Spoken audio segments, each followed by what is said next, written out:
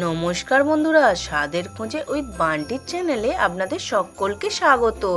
Christmas special cake recipe নিয়ে আবারও চলে এসেছি তৃতীয় পর্বে। আজকে তোমাদের সাথে যে কেকের রেসিপিটা শেয়ার করতে চলেছি সেটি হচ্ছে ড্রাই ফ্রুটস কেক। এখানে আমি ড্রাই ফ্রুটস কেক বানানোর জন্য কি নিয়েছি চলুন বন্ধুরা দেখে নেওয়া যাক। আর কীভাবে বানাচ্ছি অবশ্যই ভিডিওটা চোখ রাখুন, একটুও স্কিপ করে বেরিয়ে যাবেন না। এখানে আমি রুম টেম্পারেচারের একটা বড় ডিম নিয়েছি। আপনাদের যদি ফ্রিজে থাকে ফ্রিজ থেকে কিন্তু 1 ঘন্টা আগে বার করে দেবেন, দিয়ে রুম টেম্পারেচারে যখন এসে যাবে সেই ডিমটা দিয়ে বানাবেন। ফ্রিজ থেকে ডাইরেক্ট বার করে কিন্তু কেক বানাবেন না, তাহলে কেক ভালো হবে না। এবার এখানে আমি ডিমটা ফাটিয়ে নিয়েছি, আর ডিমটা যতক্ষণ না ফাটানো হবে ততক্ষণ এইভাবে ফাটিয়ে নিতে হবে। দেখুন বন্ধুরা, এখানে আমার ডিমটা ফাটানো হয়ে গেছে, কুসুম আর সাদা অংশটা সুন্দরভাবে মিক্সড হয়ে গেছে।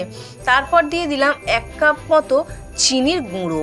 হ্যাঁ, আমি এখানে দানা চিনি 1 কাপ নিয়েছিলাম, নিয়ে মিক্সিতে গুঁড়ো করে নিয়েছি। আর যতটা চিনির পাউডারটা দিয়ে কেকটা বানাবেন ততটা কিন্তু ভালো হবে, দানা চিনিতে অতটা সুন্দর আসে না। এবার চিনি আর ডিমের মিশ্রণটা গুলে নেওয়ার পর ব্যাটারটা দেখুন কতটা সুন্দর হয়েছে। তারপর দিয়ে দিলাম 1.25 কাপের মতো তেল, সাদা তেল দিয়ে দিলাম, মানে রিফাইন অয়েল। দিয়ে এবার ডিম আর চিনি দিয়ে যে ব্যাটারটা তৈরি করেছিলাম তার সাথে তেলটাকে সুন্দরভাবে মিশিয়ে নেব, নিয়ে আর একটা সুন্দর ব্যাটার তৈরি হয়ে যাবে, একদম থকথক করবে হোয়াইট ক্রিমের মতো। আর চিনির যে পাউডারটা দেবেন, চিনির পাউডারটা খুব বেশি যাতে না গলে একটু দানা দানা থাকবে, তবে কিন্তু এই ড্রাই ফ্রুটস কেকটা সুন্দর হবে আর খেতেও খুব ভালো লাগবে। দেখুন আমার এখানে ব্যাটারটা তৈরি হয়ে গেছে।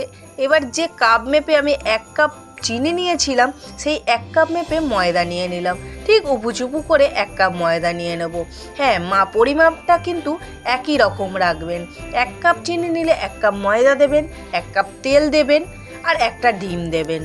ময়দাটা দেওয়ার ফলে যদি দেখেন যে একটু টাইট লাগছে ব্যাটারটা, তখন আপনারা ঘরে থাকা নর্মাল টেম্পারেচারে দুধও ইউজ করতে পারেন, আবার জলও ইউজ করতে পারেন। একটুখানি দিয়ে ব্যাটারটা এরকম থকথকে মতো রেডি করে নেবেন। দেখুন ব্যাটারটা এখানে কতটা সুন্দর হয়ে গেছে।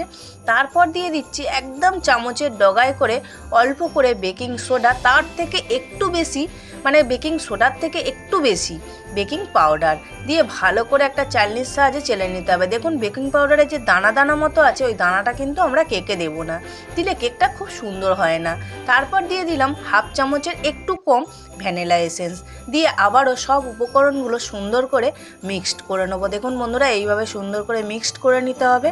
আর যেসব নতুন বন্ধুরা ইউটিউব থেকে স্বাদের খোঁজে উইথ বান্টির চ্যানেলের রেসিপিগুলো দেখছেন বন্ধুরা, যদি ভালো লেগে থাকে অবশ্যই একটা লাইক করে চ্যানেলটিকে সাবস্ক্রাইব করে দেবেন।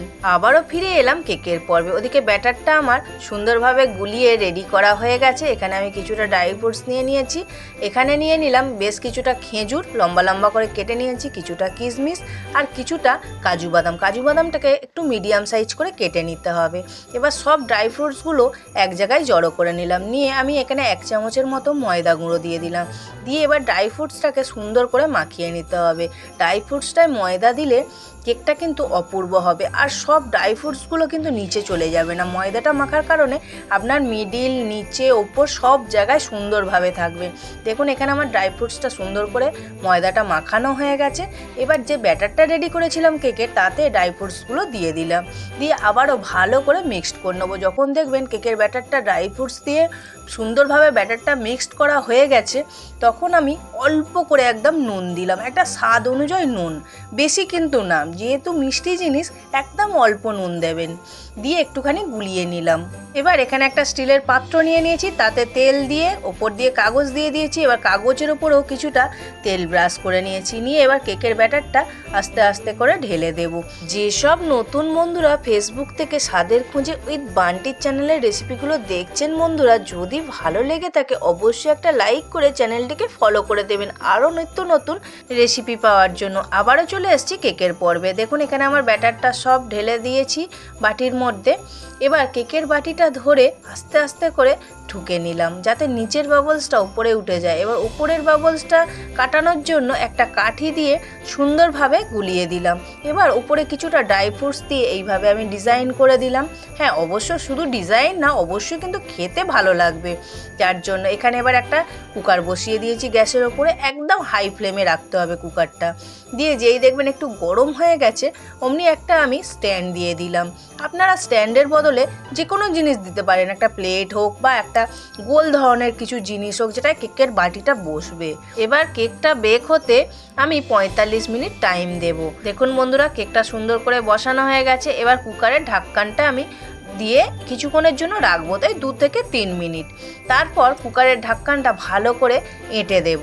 দেখুন আমার এখানে কিন্তু হাই ফ্লেমে আছে 2 থেকে 3 মিনিট। তারপরে কুকারের ঢাক্কানটা এঁটে দেবো, কিন্তু তাতে আমার কুকারের ঢাক্কানে গার্ডার বা সিটি কিছুই থাকবে না। এবারে গ্যাসটাকে আমার হাই টু মিডিয়ামে করে রেখে দেব। দিয়ে দেখুন ঠিক 45 মিনিট বাদে ফিরে এলাম। কেকটা কত সুন্দর বেক হয়ে গেছে। আর যতটা জানবেন ব্যাটার সুন্দর হবে, যতটা ফ্লপি হবে ব্যাটারটা, তত কেকটা কিন্তু সুন্দর হবে। আর কতটা সুন্দর ফেটে গেছে আর কতটা সুন্দর হয়েছে। যখন কেকের ওপরের অংশটা দেখবেন একটু ফেটে গেছে, জানবেন কেক কিন্তু 100% একদম ঠিক হয়েছে। দেখুন কেকটা কতটা সুন্দর হয়েছে। আমার এখানে কিন্তু ড্রাই ফ্রুটস কেক কিন্তু তৈরি হয়ে গেছে বন্ধুরা। আর কতটা নরম হয়েছে দেখুন, আর কতটা সুন্দর হয়েছে। দেখুন আপনাদের চারিদিকটা আমি ঘুরে ঘুরিয়ে দেখাচ্ছি কেকটা কতটা সুন্দর হয়েছে।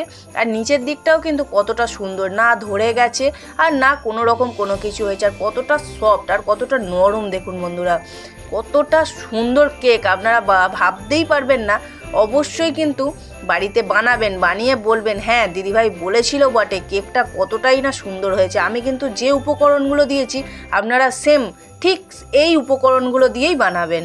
দেখুন বন্ধুরা, আমি এখানে কেকটা কেটে দেখাচ্ছি, তখন বুঝতে পারবেন যে ড্রাই ফ্রুটসগুলো দিদিভাই বলেছিল যে মিডিলেও থাকবে, ওপরেও থাকবে আর নিচের দিকেও থাকবে। দেখেছেন আমার কিন্তু পুরোপুরি ড্রাই ফ্রুটসগুলো নিচের দিকে পড়ে যায়নি, মিডিলেও আছে ওপরেও আছে। কতটা সুন্দর হয়েছে বুঝতে পারছেন কেকটা, যেরকম নরম আর সেরকম সফট। বন্ধুরা আজকে ড্রাই ফ্রুটস কেকের রেসিপিটা কেমন লাগলো অবশ্যই একটা কমেন্ট করে জানাবে। আবারও দেখা হবে অন্য আরেকদিন আরেকটি নতুন কেকের রেসিপি নিয়ে।